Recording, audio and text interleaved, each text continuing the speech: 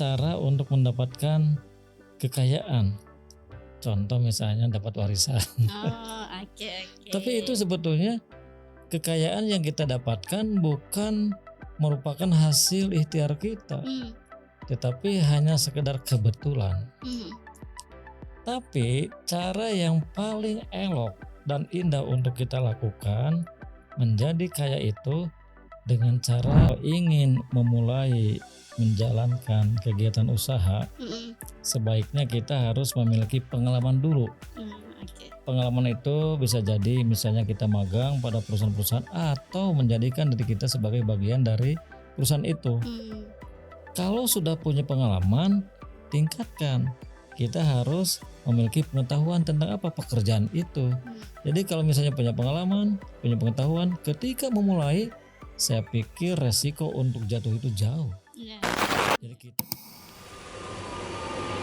5, 4, 3, 2, 1.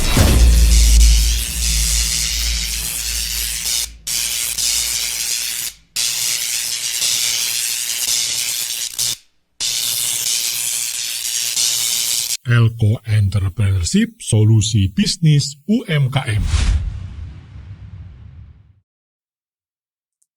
Assalamualaikum warahmatullahi wabarakatuh. Halo Sobat UMKM, kembali lagi di podcast Elko Entrepreneurship, solusi bisnis UMKM, di mana semua solusi-solusi bisnis ada di sini. Masih bersama saya Lisne Gustiani, host kesayangan Elko. Ya, bercanda.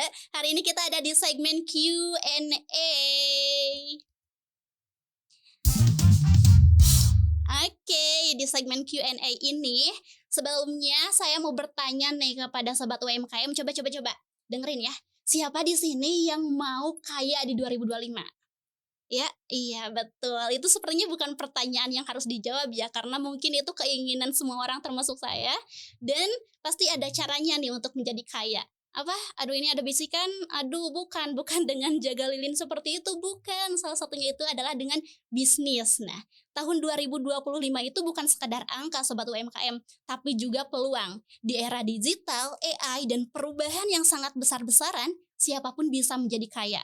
Asal tahu caranya. Dan katanya sih salah satu caranya itu dengan bisnis. Betul enggak ya? Tapi bisnis seperti apa? Langsung saja kita akan membahas hal tersebut. Nih, sama narasumber kita hari ini yaitu Bapak Dr. Yusuf Tajiri. Langsung saja kita sapa beliau. Assalamualaikum Bapak. Waalaikumsalam warahmatullahi wabarakatuh. Alhamdulillah Pak, bisa ketemu lagi. Bapak sehat? Sehat. Aduh, alhamdulillah. Karena kalau Bapak sehat berarti Bapak siap sharing dan ngasih ilmu kepada saya dan sobat UMKM. Insyaallah. Hari ini Pak saya semangat sekali karena pembahasan kita hari ini Pak. Oh begitu. Hari ini teh saya please Pak, ini Pak please banget Pak, saya mau tahu gimana caranya jadi kaya Pak. Dan sobat UMKM juga sama. Cara jadi kaya itu memang kita bisa mengambil beberapa profesi. Satu, profesi sebagai pekerja, namun pekerja yang mana? Pekerja-pekerja yang tentunya memang sangat strategis. Contoh CEO itu kan gajinya besar, miliaran. Yang kedua juga mungkin ada cara tetapi tidak baik untuk kita lakukan. Cara apa itu? Misalnya judi. Kan judi juga satu cara untuk mendapatkan kekayaan. Seperti misalnya apa ya sekarang tuh judi online. Kalau dulu mah zaman saya kan lotre.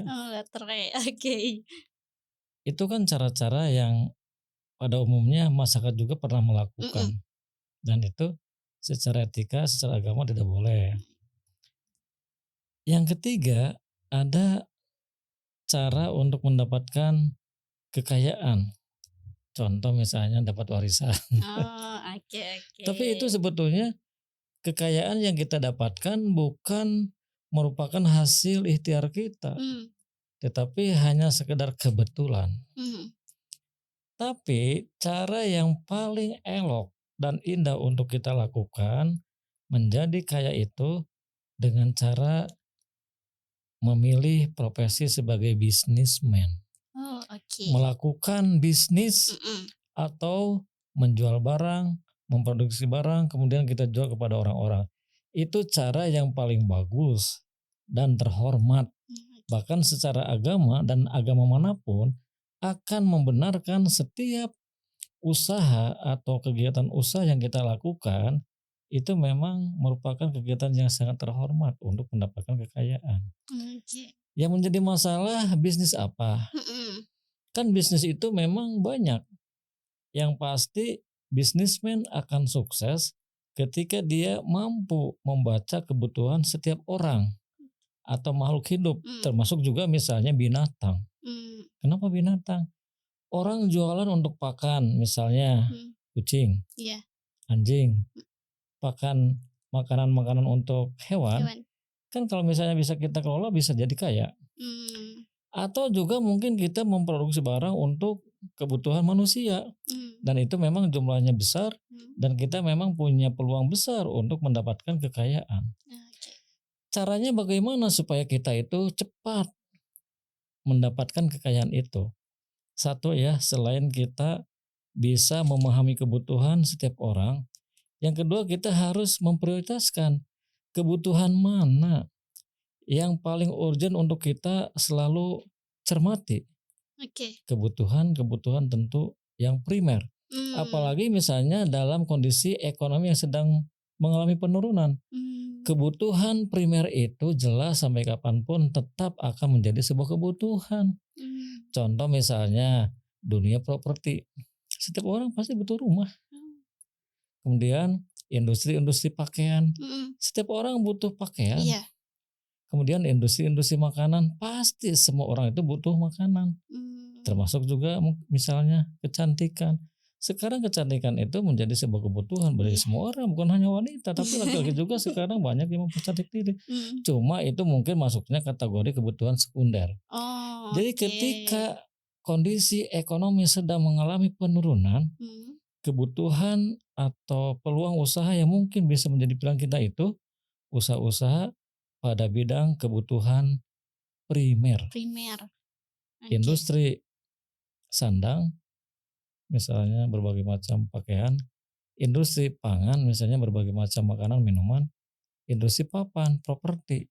Nah itu coba kita konsentrasikan ketika misalnya posisi permintaan masyarakat secara global sedang mengalami penurunan. Karena kalau keadaan ekonomi sedang mengalami penurunan, dia akan menahan berbagai macam bentuk keinginan.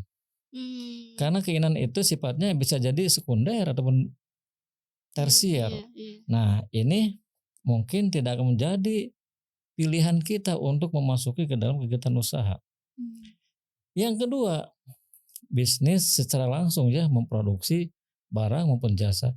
Yang kedua, kita sebagai orang yang mungkin bisa memanfaatkan untuk menjadi perantara, agen-agen. Agen itu orang atau sekelompok orang yang menyampaikan produk-produk dari produsen sampai kepada konsumen. Sekarang ada teknologi. Mereka dengan mudah akan menawarkan produk itu kepada banyak konsumen menggunakan teknologi. Kan misalnya jadi affiliate, jadi endorse, jadi konten kreator sekarang kan lagi booming. Dan itu memang bisa mempermudah untuk mendapatkan kekayaan. Kenapa? Modalnya sedikit, peluang untuk mendapatkan uang banyak.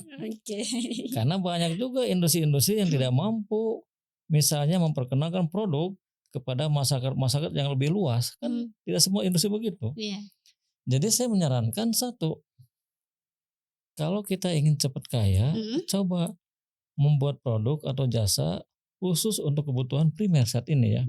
Yang kedua, coba juga kita memposisikan sebagai agen. Apakah itu menjadi affiliate, influencer, endorse atau apapun. Karena sekarang dengan teknologi yang memang memadai, kita bisa menjangkau banyak konsumen. Dan saya lihat anak kecil, remaja, apalagi dewasa, sekarang banyak pengusaha-pengusaha muda yang kaya dan baru. Berbeda dengan generasi saya, susah sekali mendapatkan kekayaan. Tapi sekarang anak-anak kecil punya uang miliaran, bukan lagi miliaran, triliunan. Kenapa? Karena sukses menyampaikan barang produsen kepada konsumen. Kan enak ya, Iya. tidak capek. Iya iya, oke. Ya sobat UMKM tadi yang udah disebutkan sama Bapak untuk, menjadi kaya lah gitu, itu tuh ada beberapa, kayak dapat warisannya Pak ya, terus ya Iya, tapi yang paling indah dan elok itu menjalani atau, melakukan bisnis gitu. Pak iya tadi tuh, betul. kata Bapak itu kan ada primer, sekunder, dan tersier Iya dan iya. kata Bapak pasti kalau, untuk primer itu kan selalu, kebutuhan ya Pak. Iya, Gimana kalau seseorang mungkin, ekonominya sedang kurang gitu pasti, akan disimpan dulu keinginannya yang sekunder dan tersier tapi iya untuk iya. primer. Nah Pak, apakah ini berarti menjadikan kalau kita buka atau berbisnis tentang bisnis di bidang yang primer, kebutuhan primer, berarti bisnis itu gak bakal mati-mati gitu Pak? Gimana tuh? Kalau melihat perkembangan ekonomi sekarang, Mhm, kan mungkin Lisna siapapun bisa menilai sekarang kondisi ekonomi itu sedang melemah, iya, sedang lesu. mhm. Tetapi kalau kita jeli, walaupun lesu, kan orang-orang itu masih tetap ingin hidup. Iya, Kalau ingin hidup tentu dia akan mengutamakan kebutuhan primer. mhm, Yang penting makan, yang iya, penting bisa minum, yang mhm, penting bisa berpakaian. oke Kan begitu. oke, Nah, industri-industri seperti begitu tentu akan bertahan mmm, karena semua orang tetap masih membutuhkan. mmm. Berbeda dengan yang sekunder, tersier. Untuk sementara mungkin karena pendapatan berkurang, dia akan menunda dulu Iya iya iya. Iya, oke. masuk di situ. Mhm Jadi industri kuliner, mhm. industri fashion, Oke industri kecantikan. oke. Sekarang kan banyak skincare di mana-mana ada Mhm dan bahkan banyak viral ya skincare apa gitu. mhm. Oke oke. Nah, oke sekarang saya jadi sudah ada pencerahan nih, Pak, karena sebelumnya juga emang udah rame banget, Pak, kayak yang bisnis yang gak bakal mati, nah makanan, kecantikan, kesehatan gitu dan setelah Bapak tadi menjelaskan mungkin lebih detail, saya sekarang jadi mengerti, Pak, oh iya ya kalau makanan nggak bakal mungkin, nggak bakal terus bertahan karena emang kan kita butuh makan ya, Pak, ya Iya, gitu. Oke. Nah, Pak, jadi nih, Pak, untuk anak muda sekarang itu kan, Pak, mau memulai bisnis tapi iya, iya. bingung, Pak, harus dari mana memulainya gitu. Ada gak sih, Pak, kayak tips mungkin yang harus disiapkan, apakah harus belajar aja dulu gitu atau mulai atau gimana, Pak? Kan kita sudah pernah membahas kalau ingin memulai menjalankan kegiatan usaha, Mhm. sebaiknya kita harus memiliki pengalaman dulu. Oke. Pengalaman itu bisa jadi misalnya kita magang pada perusahaan-perusahaan atau menjadikan diri kita sebagai bagian dari perusahaan itu. Mmm, Kalau sudah punya pengalaman, tingkatkan.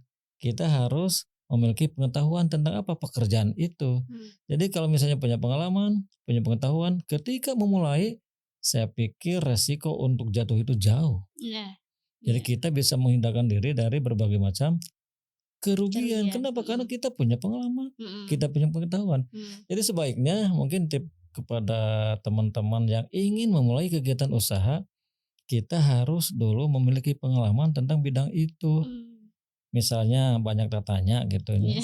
Tapi oke yang paling bagus merasakan oke, apakah magang atau mhm, mungkin menjadi karyawan perusahaan itu.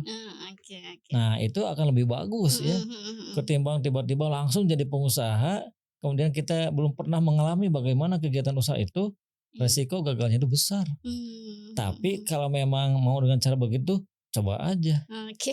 Karena dari percobaan itu kita akan mendapatkan berbagai macam pengalaman. Oke.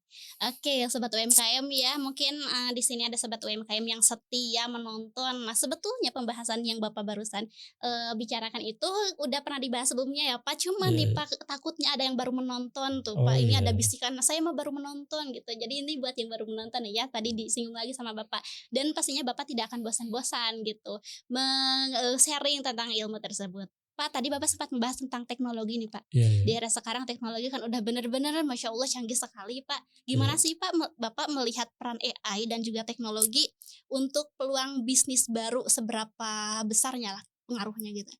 Ya pengaruhnya sangat besar karena kalau tradisional untuk memperkenalkan produk itu kan cukup membutuhkan biaya banyak, biaya energi, biaya waktu juga banyak, Mhm, sehingga barang sampai kepada konsumen itu prosesnya cukup lama. mmm, Sekarang dengan bantuan teknologi salah mhm, satunya AI, kita dengan mudah bisa menjangkau konsumen dalam hitungan detik. oke.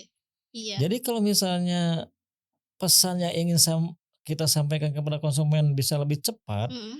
tentu peluang untuk dikenalnya barang itu dengan mudah akan bisa sampai kepada konsumen. Oke. Jadi teknologi memang sekarang menjadi sebuah kebutuhan Mhm. dan primer, Oh iya. bukan lagi sekunder. Mhm mhm Kenapa? mhm. Hidup kita itu sekarang sudah memasuki era digital, Mmm, berarti digital itu menjadi sebuah kebutuhan. oke oke oke. Pak, itu kan Pak positifnya dari teknologi ya Pak, Iya tapi ya, dari menurut Bapak nih Pak, untuk teknologi yang semakin canggih ini ada gak sih Pak negatifnya untuk di era bisnis ini? ada, Oh, apa tuh ada. Pak? Kenapa? Karena yang namanya manusia itu merupakan makhluk sosial. Iya, Tidak cukup berhubungan menggunakan teknologi, betul. tetapi satu ketika ada tuntutan. Kita memang harus bertemu secara fisik, Mmm, merasakan secara fisik. Kalau begitu, memang ada bagian-bagian negatif dari efek teknologi. mmm, Hubungan antara persahabatan, kekeluargaan menjadi renggang gitu. rapuh dan Oh, renggang. oke. Sok we ayeuna pilari geura. Buat apa saya ke Garut nengok misalnya saudara orang tua? Cukup dengan WA, WA, video call itu cukup ya? dengan video call Mhm. atau mungkin jadul itu email gitu. Oke. Oke. Nah, Pak, untuk teknologi ini kan dari tahun ke tahun semakin berkembang gitu, dulu nggak ada internet sekarang ada, dulu komputernya biasa sekarang canggih banget. Menurut Bapak nih, Pak, teknologi itu bakal ada akhirnya enggak sih? Saya pikir teknologi itu kan merupakan rekayasa manusia. Mmm, Kemudian yang namanya manusia itu suka muncul rasa penasaran. iya. Target hari ini sudah tercapai, kemudian dia pun akan membuat target-target berikutnya yang sifatnya itu bisa lebih menyempurnakan. Mmm, Jadi teknologi itu sepanjang manusia ada tidak akan pernah berhenti. oke. Revolusi industri kan Mmm, dari mulai poin 1 sampai dengan 4 iya iya. itu terus berkembang. Mhm, Jadi sampai kapanpun ketika manusia memang masih ada, perkembangan teknologi tidak akan pernah berhenti karena teknologi itu merupakan cara yang semakin mempermudah, mempersingkat urusan kemanusiaan. mmm, oke. Jadi akan terus Terus berkembang. berkembang ya, Pak, Iya. ya? Mhm mhm mhm. Oke. Nah, Pak, kita kembali nih, Pak, tadi yang awal nih karena kita membahas tentang ingin menjadi kaya nih, Pak. Apakah Bapak percaya semua orang itu bisa menjadi kaya dari bisnis? Karena apa, kan ada istilahnya itu apa ya, multiple income apa, stream, Pak, yang mana katanya tuh pendapatannya itu tidak cuma dari bisnis, tapi dia juga kerja, sampingan, dan lain sebagainya gitu, Pak. Atau dari bisnis saja bisa jadi kaya? Sebetulnya kita sebagai manusia yang punya banyak keterbatasan, Mhm, fokus saja.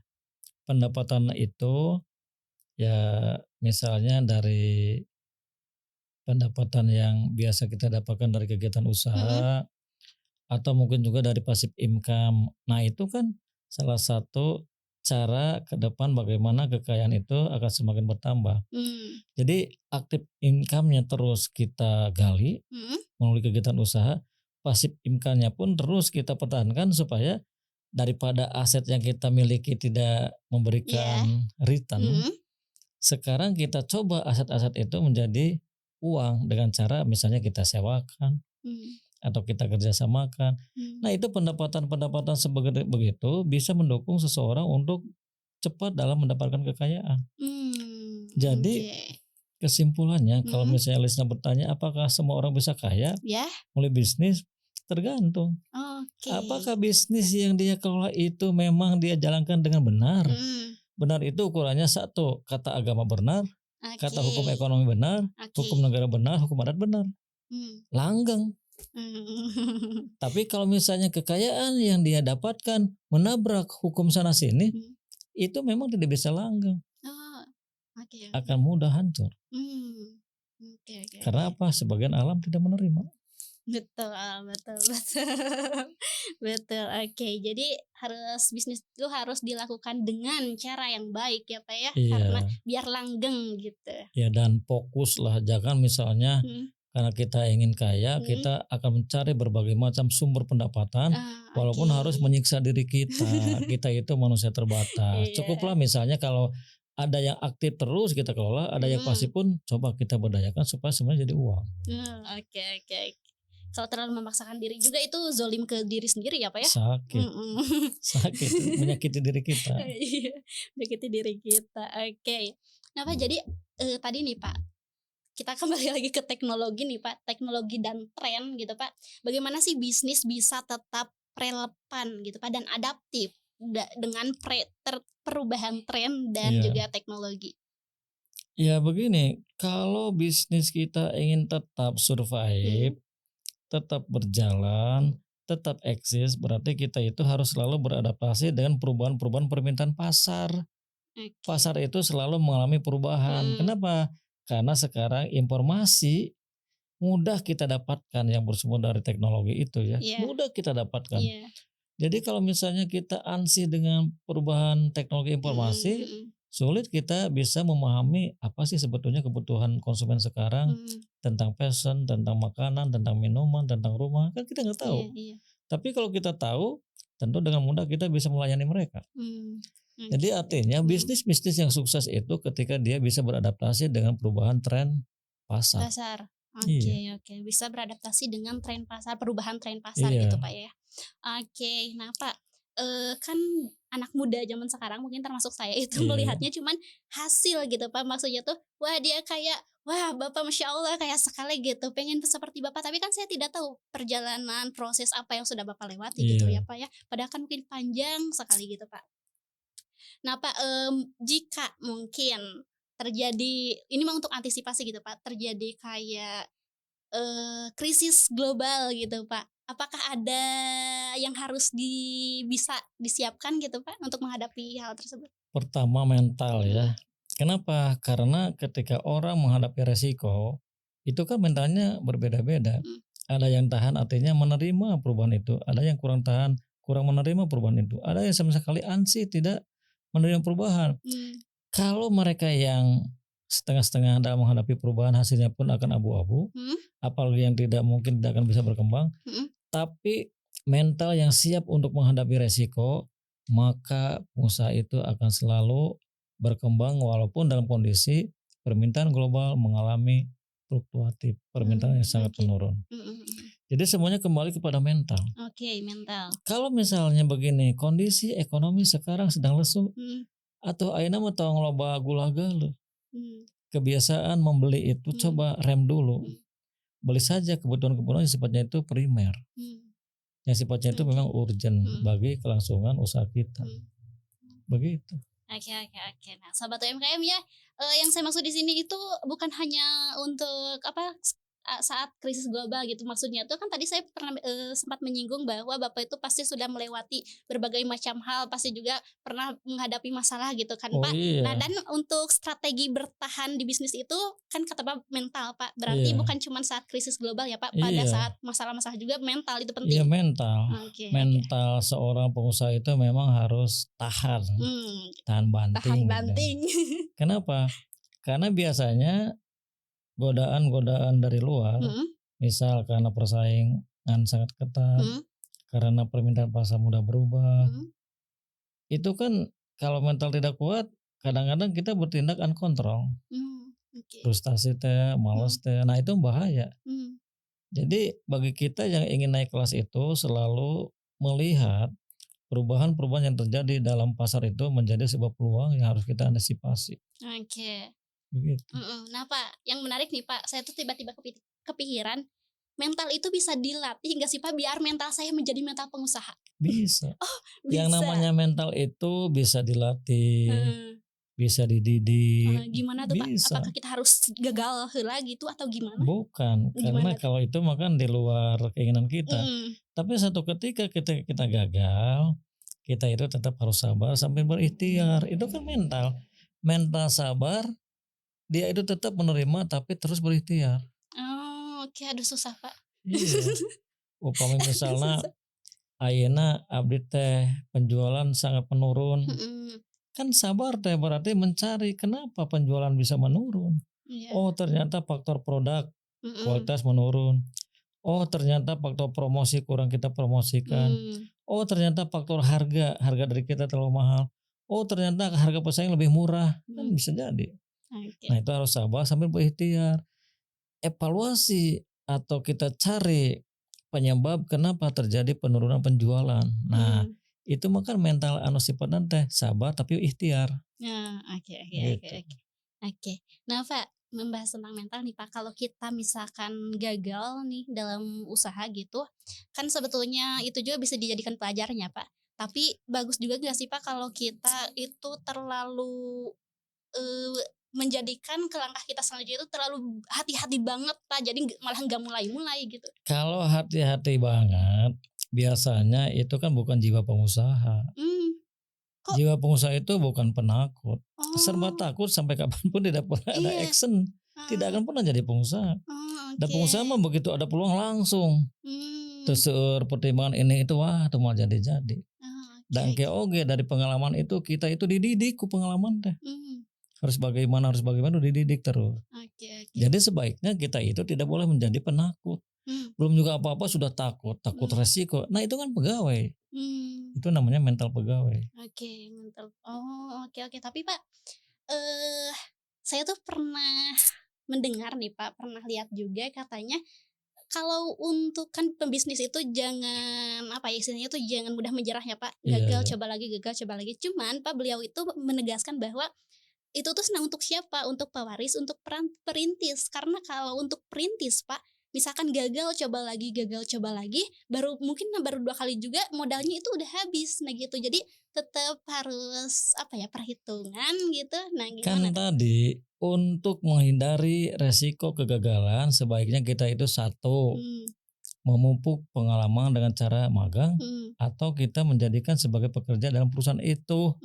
iya Kalau iya, sudah punya itu kan mhm, modal yang paling mahal. iya, Insya Allah kita akan terhindar dari berbagai macam kegagalan. mmm, oke oke, Kudu wantun jantan mhm. pada amal.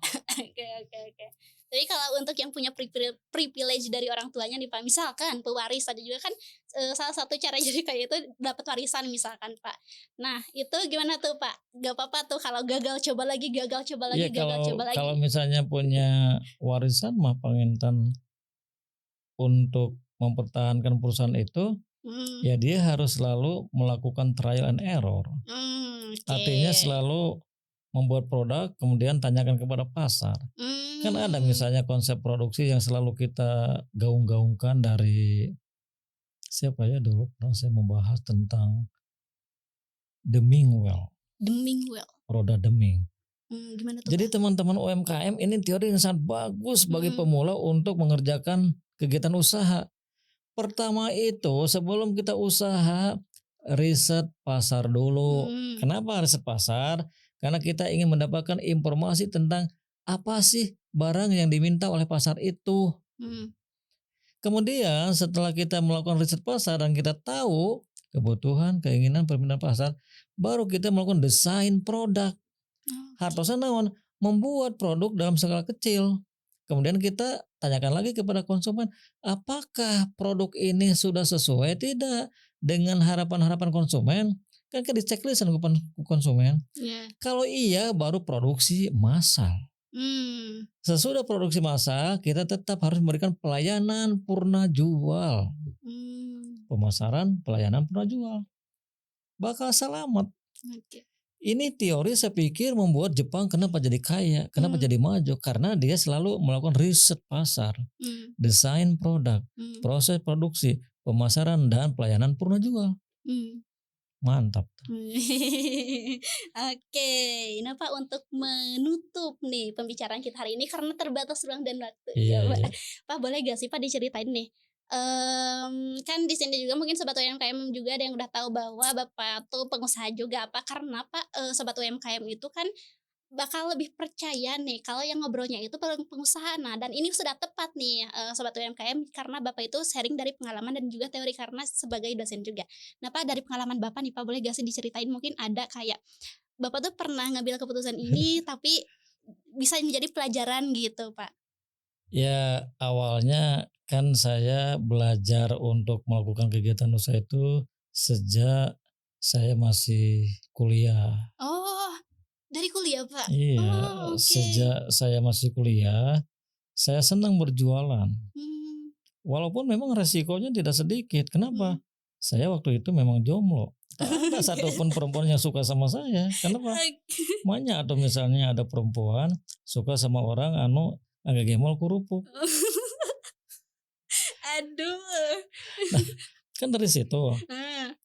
Tapi waktu itu saya memang kuliah karena benar-benar keinginan. Kemudian kuliah pun saya sungguh-sungguh. Akhirnya saya kan mendapat bantuan Super Semar. Dari bantuan ini saya putarkan menjadi modal kerja. Oke. Sampai ketika saya menikah juga saya menggunakan dana hasil dari usaha saya. Wih. Kan orang tua senang. Iya. Oke. Kan begitu. Jadi jangan malulah ketika kita akan mulai usaha. Biarkanlah kalaupun misalnya kita dikatakan jomblo atau bagaimana, biarin, nggak apa-apa. Yang penting ke depan saya harus menjadi orang sukses. Oke.